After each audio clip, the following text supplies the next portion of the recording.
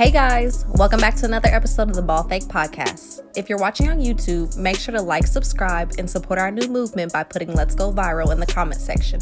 But if you're listening on Apple Podcasts or Spotify, make sure to give us a 5-star rating and a nice review.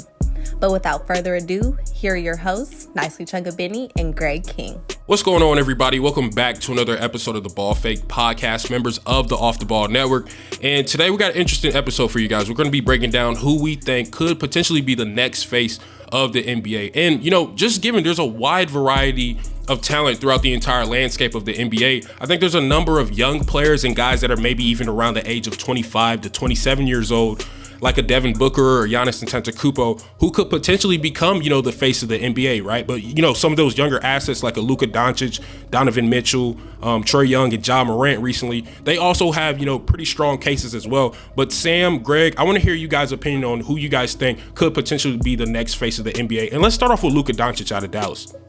Yeah, I think Luka Doncic, obviously a bona fide star for Dallas, and we've seen what he's done the last couple of years, taking this team into the postseason as the number one and keeping them almost single-handedly in games. And he's not the most athletic guy on the block, but he's so clever with the ball in his hands. He facilitates so well at the last minute, and he's deadly with that step back and mid-range shot, and he manages to shuffle past guys as well. He just scores the ball in so many different ways, and he's so offensively gifted, and he's doing it at such a high usage rate that we have to consider him down the line as a future top star in the league if he isn't already. Yeah. I agree with that. And like I've said on multiple episodes on our channel, he has that LeBron-esque type of style to him.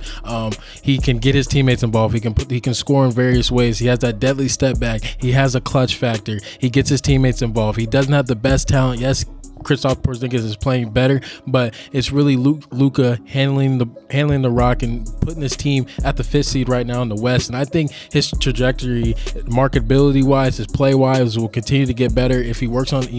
He's been struggling with his weight. If he cuts down on his weight, he's maturing as a man, maturing as a ball player. Listening, having Jason Kidd by his side, helping him through, the NBA and the ins and outs of the NBA and getting better at that. I mean, he's just going to continue to climb into, being that recognizable face that we see in the league going forward. I mean, he was on the cover of NBA 2K, NBA 2K, he's got multiple sponsorships. So we're going to just see Luka just continue to be that guy of the face of the league. And it's insane to see an international player, but he came in the game so polished and continues to grow. And I love what I'm seeing out of Luka.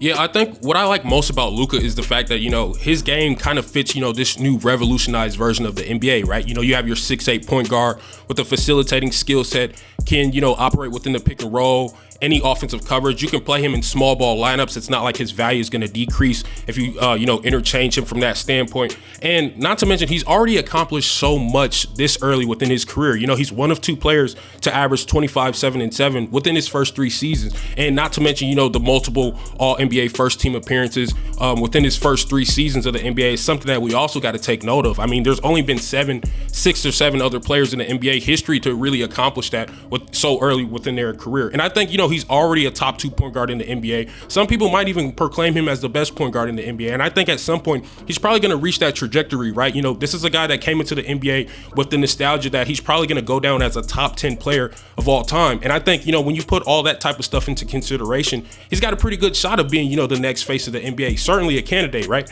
But I think a few things that could potentially prevent him from, accomplishing that goal is maybe some of these other young guards coming up, like the Ja Morants of the world, Devin Bookers, Trae Youngs.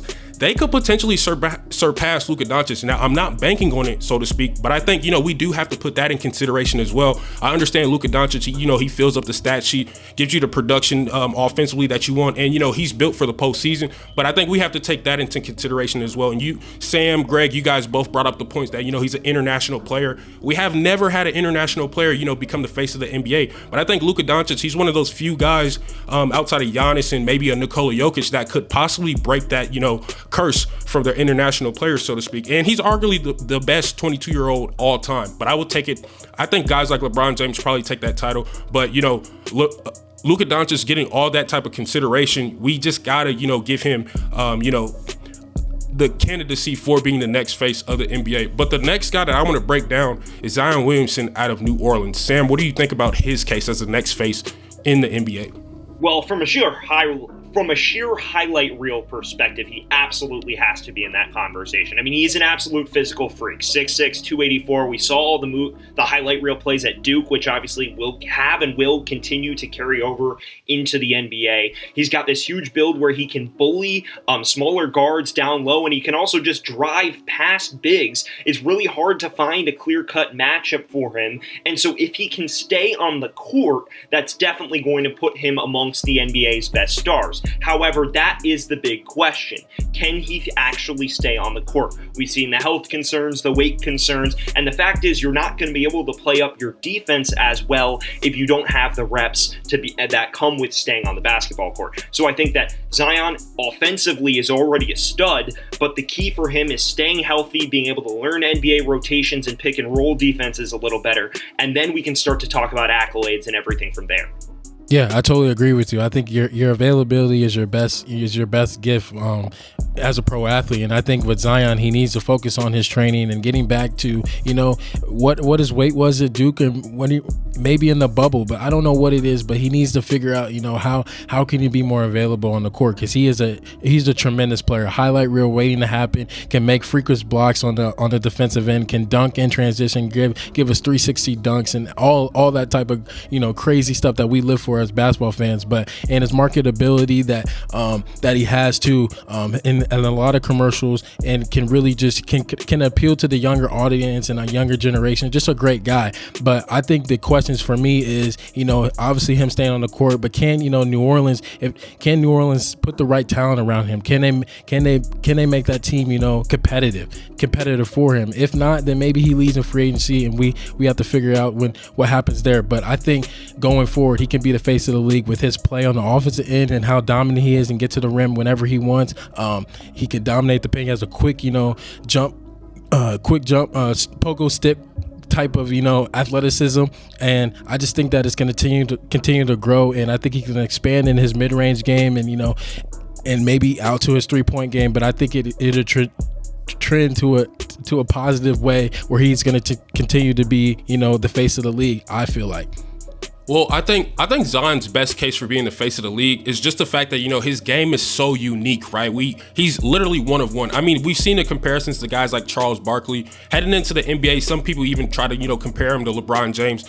Strongly disagree with that comparison. But I think, his uniqueness offensively is going to be one of those things that's so appealing to an average NBA fan, right? Or a casual fan. And I think, obviously we understand that, the injuries is going to be a big part in, him becoming the next face of the NBA if he can stay healthy. But I think, I'm not too optimistic about Zion having a 5 to 7 year stretch where he's just dominant, just because I have this feeling that he's probably going to have a Kawhi Leonard type of career where in terms of, you're going to expect him to, miss a certain amount of games or kind of do your best to plan for that, so to speak. And I think you're just going to kind of roll the dice with that. From his standpoint. But I mean, obviously we understand Zion. He's one of the better young talents in the NBA. I think he's probably the third or fourth best player under the age of 25. I mean, just last season, he averaged 27 points per game off 61% shooting. That's the highest field goal percentage for somebody that's put up that amount of points per game for a season. But obviously, him taking care of his body in the off season is something that we got to pay more attention to, and he's got to be more mindful of. I think that's going to take him a long way and could be the determining factor on whether or not he gives you 10 to 12 plus, seasons throughout his entire career. But the longevity is definitely a question mark. But, he obviously embodies, some of the things that the face of the NBA would, and that's becoming, somebody that has the popularity card and, just can sell tickets from you from that standpoint. But I think most importantly, Zion Williamson, he's got to be on a team that has championship potential. Guys like LeBron James, Kevin Durant, Steph Curry, they would not be considered some of the best players, let alone the faces of the NBA, without them accomplishing, much in the winning column. Kevin Durant, he had to do what he did by going to Golden State to, accomplish that. And I think Zion Williamson, he's probably going to have a similar type of path, not necessarily joining a super team, but, I don't think New Orleans is going to be able to, build a championship caliber team around him. And I think once again, in terms of, him being healthy, I think if he's not healthy, he's going to miss out on a lot of awards like MVP, scoring titles, things of that nature, all-star appearances, all NBA appearances, all that good stuff. And those are some of the things that you're going to need if you're Zion Williamson to be in consideration for the face of the NBA. But that's just my opinion on that. But for the last guy, and I think I have a lot of optimism about his case, Giannis Antetokounmpo. Sam, what do you think about him? Well, I think nicely brought up a great point when we talk about Zion, about winning. And Giannis has already done that. He's fresh off a championship. He's a 2-time MVP. He's the front runner, arguably, for MVP this year. And he's just an absolute freak. It's the perfect blend of winning, highlight reel plays, and general leadership that rivals somebody like LeBron in his prime. Giannis is 6'11", 242. He finishes around the rim phenomenally. He's added a mid-range and turnaround game from about 15 to 18 feet that allows him to offset the build of the wall approach that Miami enacted so effectively against him in 2019-20. But this is where I think we are probably putting the best stake in to be the face of the league. He's spectacular on both ends. He's an unbelievable freak defensively and one of the best rim protectors and help defenders in the league. Just the full package of somebody you're looking for from marketability, winning, and just general skill and athleticism that usually makes up the NBA's face. Yeah, I love the term that you said. You said full package, and that's what you get with Giannis. I mean, he's a true leader. He's stuck with the course. He's stuck with his team. They build the team around him. They put the right pieces around him for him to bring home a championship to Milwaukee, and that's what people like. People like a loyal guy who stays hungry to the grind, and that's what Giannis is. He continued to work on his game all throughout his years in the NBA and continued to get better, and showed it last year. I mean, the way his performance in the finals was tremendous, and really and put the Bucks over to get their first championship in a long time. And I think that's big. I think that shows Giannis how good guy he is, how personal he is, how good of a leader he is, and how his teammates in the organization just love him, and the city of Milwaukee just loved him and embraced him, and he definitely deserves all the credit. His marketability is insane. I think he can continue to get more endorsements and connect with more people in this generation. He's very personal, and I really like how Giannis is really connecting with the American ways and really understanding everything outside of basketball. But on basketball, I mean, he's great in transition. He's great on defense. He can make highlight plays. He can get to the paint whenever he wants to. Like Sam, like you said, he can put the ball in the mid range, and I think he's going to continue to be better in that jump shot category. But it's just very hard to stop Giannis when he's going downhill, and I just see him winning more championships, getting more accolades, and being that face of the league in the future.